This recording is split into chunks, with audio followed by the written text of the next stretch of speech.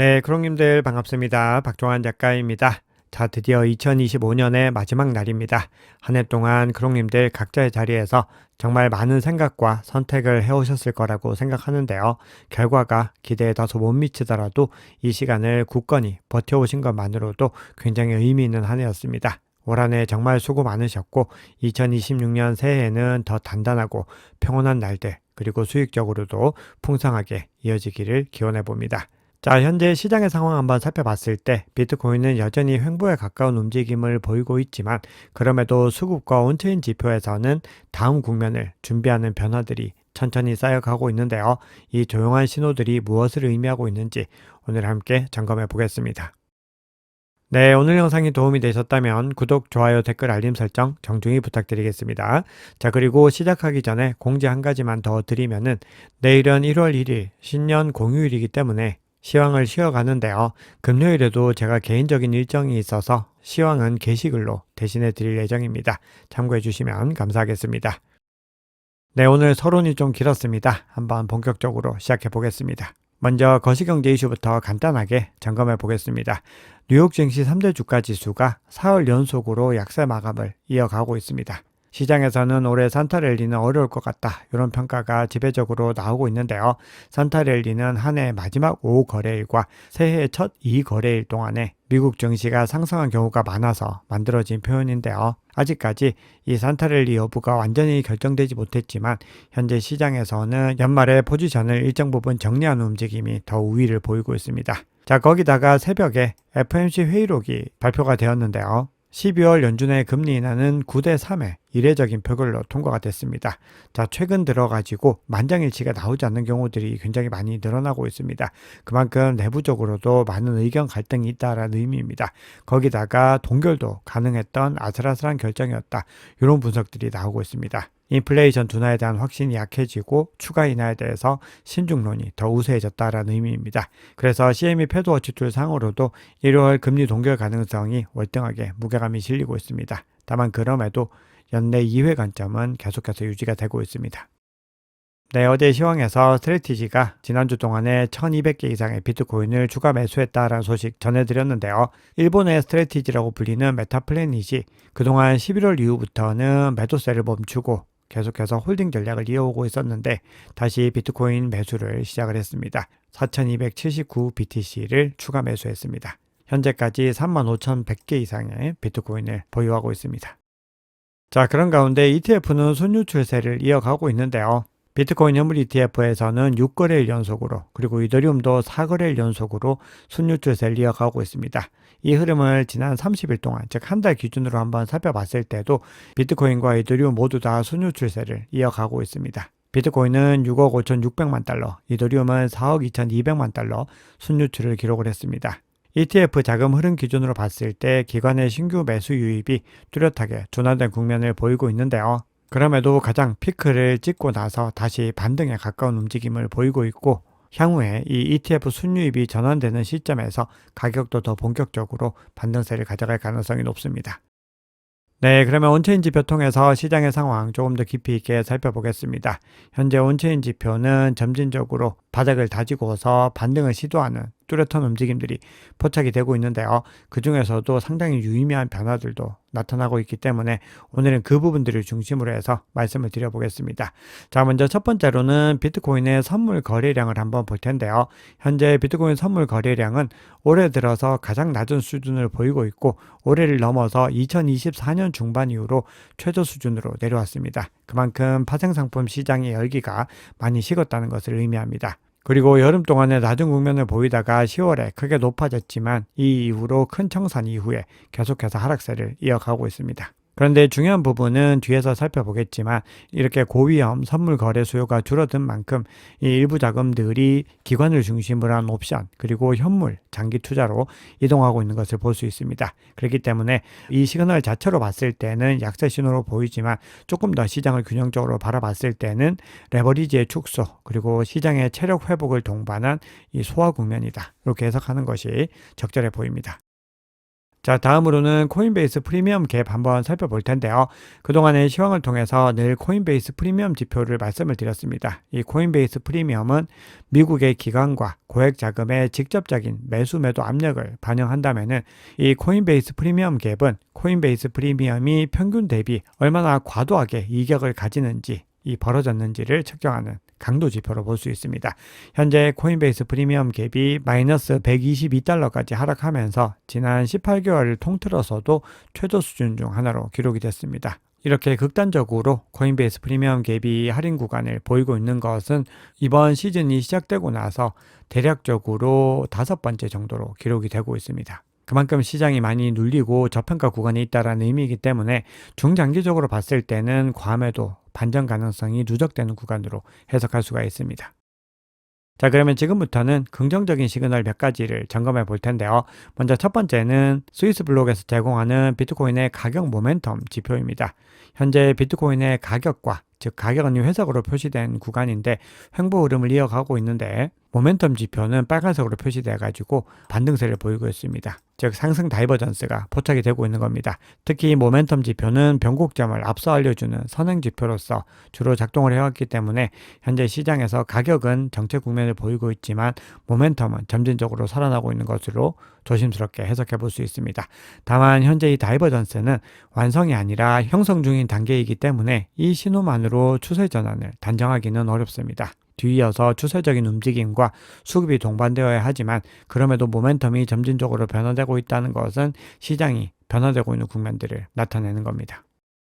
네, 다음으로는 장기 보유자의 손 포지션 변화를 한번 살펴볼 텐데요. 오늘 공유드리는 모든 자료 중에서 이 장표가 가장 중요하다고 생각을 합니다. 이 장표는 사실 어제 크립토 퀀트 버전으로도 보여드렸는데 오늘은 체크온 체인에서 한 번 더 중복적으로 확인을 했습니다. 비트코인 장기 보유자가 2025년 7월 이후로는 처음으로 순매수로 전환을 하는 것을 볼 수 있습니다.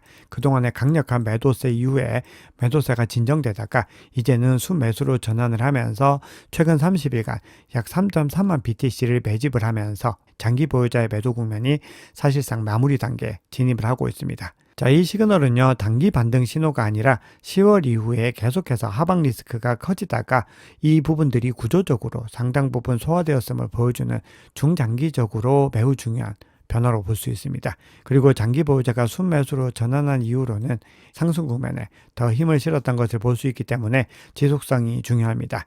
자, 그런데 장기 보유자의 순 포지션이 변화된 것과 더불어서 또 추가적으로 함께 이 시장에 큰 상승세를 동반하기 위해서는 ETF의 신규 자금이 유입이 돼야 되고 현재 스테이블 코인 시가총액이 높은 수준을 유지하고 있지만 현재 그 구간에서 사실상 정체 상태를 유지하고 있습니다. 그래서 이 세 가지, 즉 장기 보유자의 물량들이 더 늘어나고 ETF를 통한 기관 자금이 늘어나고 그리고 스테이블 코인을 통해서 유동성 자체가 더 급격하게 돌아오는 이 3종 세트가 다 갖춰져야 됩니다. 이 세 가지가 조화를 이룰 때 횡보 국면을 벗어나서 이제 건강한 추세 상승이 본격화될 가능성이 높습니다. 자, 그럼 마지막으로 테이커들의 움직임을 한번 점검해 볼 텐데요. 현재 장기 보유자를 비롯해서 전체적인 흐름에서 비트코인 시장의 매수 압력이 매도 압력보다 더 우위에 들어선 것을 확인할 수 있습니다. 시장가 매수 주문이 시장가 매도 주문보다 더 강한 국면으로 전환이 된 겁니다. 역사적으로 가격은 하락하거나 횡보하는데 매수 압력이 우위로 이동하는 이 강세 다이버전스가 나타나는 구간에서 중장기적으로 의미 있는 반등이 나오거나 하락 추세가 종료된 경우가 많았습니다. 현재 여러 가지 모멘텀 지표부터 해서 장기 보유자 그리고 시장 매수가 주문까지 전체적인 흐름 자체가 상승 다이버전스에 힘을 싣고 있기 때문에 추가적으로 더 하방 변동성이 발생할 가능성은 언제나 염두에 둬야 되지만 조금만 더 이제 시계를 뒤로 돌려봤을 때는 탄탄하게 상승 구조가 형성되고 있는 것을 확인할 수 있습니다. 네, 그러면 시장의 중요한 이슈들 한번 살펴보겠습니다.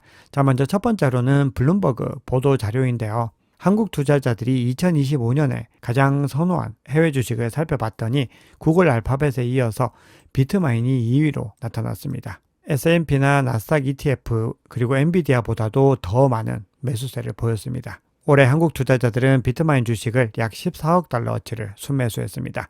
자, 그리고 전체 톱10 기준으로 봤을 때 추가적으로 암호화폐 관련된 주식이 어떤 것이 있는지를 한번 살펴봤더니 아이리시 에너지, 아이렌이라고 흔히 부르죠. 이 주식과 그리고 서클까지 해서 이 세 가지가 굉장히 유의미하게 매수가 된 것을 볼 수 있었습니다. 비트마인 같은 경우는 스트래티지와 마찬가지로 레버리지 효과가 높기 때문에 이더리움이 상승할 경우에 주가 변동폭이 훨씬 더 크게 나타날 수 있습니다. 그래서 현재 많이 하락 추세를 보이고 있지만 반등할 때는 또 빠르게 반등할 가능성도 열려 있다는 겁니다. 다만 그럼에도요, 안정적이고 장기적이고 또 더 기본 포지션으로 가져가야 되는 것은 이더리움 현물이고, 고변동성 전략을 추구할 때 비트마인을 함께 가져가는 전략이 가장 기본적인 전략으로 볼 수 있습니다. 네, 시장 전망 한번 보겠습니다. 현재 2026년에 어떤 움직임을 보일지 여러 가지 전망들이 나오고 있는데요. 코인텔레그래프는 비트코인이 현재 베어트랩, 즉 전형적인 가짜 하락세를 보이고 있고, 지난 4년 동안 그랬던 것처럼 2026년 1월부터 본격적인 반등이 연출될 수 있다, 이렇게 진단을 하고 있습니다. 자, 그리고 금과 비교한 분석들도 계속해서 나오고 있는데요. 역시나 과거 역사적인 패턴상으로 봤을 때 금이 먼저 움직이고 이후에 비트코인이 시차를 두고 움직여왔던 부분들을 주목을 하고 있습니다. 금 가격은 연초 대비 70%, 은은 150% 상승했지만 비트코인은 계속해서 상대적인 도태 움직임을 보였는데요. 현재 금 대비로 그리고 은 대비로 비트코인이 월등하게 저평가되어 있기 때문에 이제는 이 자본의 순환이 비트코인으로 돌아올 수 있다는 겁니다. 자, 그럼에도 중장기적인 관점으로 봤을 때는 또 고려해야 되는 지점들이 많이 나오는데요. 특히 스트래티지가 내년 1월 15일에 MSCI 지수에서 탈락할지 여부가 시장에서 많은 관심이 되고 있습니다. 자, 거기다가 현재 스트래티지의 순자산 가치가 1을 기준으로 움직이고 있는데, 1을 하회할 경우에 비트코인을 매도할 수 있다, 이렇게 스트래티지 CEO가 발표한 바 있기 때문에 내년에 스트래티지에서 매도세가 나올지 여부도 시장에서는 여전히 주목을 하고 있습니다. 그래서 결론적으로는 내년이 이 비트코인 재무 전략, 이걸 넘어서 DAT 전략의 시험대가 될 가능성이 있다는 분석이 주를 이루고 있습니다. 자, 그런 가운데서 양자 컴퓨터와 관련된 분석들도 시장에 종종 등장하고 있는데요. 그레이스케일은 양자 컴퓨터가 장기적인 기술 과제이긴 하지만 2026년 가격에 미치는 영향은 미미할 것이다, 이렇게 이야기를 하고 있습니다. 자, 그리고 XRP가 계속해서 저조한 가격 움직임을 보이고 있습니다. 뭔가 사업적으로 더 확장하고 있는데도 오히려 가격은 압박을 받고 있는데요. XRP의 거래소 보유량이 8년 내 가장 줄어들면서 내년 상승 전망에 힘을 얻고 있다, 이런 분석을 또 코인텔레그래프가 전하고 있습니다. 그래서 전체적으로 오늘 말씀드렸던 기사들을 한번 정리를 해보자면은, 현재 암호화폐 시장은 하락 추세의 시작이 아니라 연말 유동성 공백 속에서 소화와 정리 국면을 보이고 있고, 비트코인은 단기적으로 베어트랩, 횡보 가능성이 남아있긴 하지만 그럼에도 금에서의 자본 순환 그리고 온체인 수급, 사이클 패턴을 종합했을 때는 2026년 초에 반등 가능성이 높은 상황으로 해석해 볼 수 있습니다. 다만 레버리지 구조는 선별적으로 압박을 받을 수 있고, 현물 중심 그리고 공급이 줄어든 는 자산 중심의 차별화 장세로 전개될 가능성이 높습니다. 그만큼 과거 같은 패턴이 아니라 더 선별적인 코인을 위주로 해서 선별적인 상승이 일어날 수 있습니다. 네, CVD 지표 한번 보겠습니다. 현재 파이어 차트 상으로는 90K와 92K의 매도벽이 가장 뚜렷하게 형성이 되어 있습니다. 현재 90K 매도벽은 점진적으로 이 두께가 강해지고 있기 때문에 90K를 넘어서지 못하게 하겠다, 이런 의지를 보이고 있는데요. 여기에 덧붙여가지고 코인글래스에서 청산 히트맵 한번 살펴보시면은 90K를 기준으로 해서 숏 포지션이 롱 포지션 대비로 월등하게 밀집되어 있는 것을 볼 수 있습니다. 그 얘기는 바꿔서 얘기하면은 이제 본격적으로 90K를 뚫어내기 위해서 공방이 시작될 수 있다라는 시그널로 해석해 볼 수 있습니다.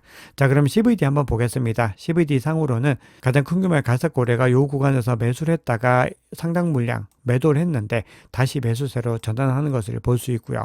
두 번째로 큰 보라색 고래는 이 구간부터 해서 매수세를 이어가다가 사실상 관망에 가까운 움직임을 보이고 있습니다.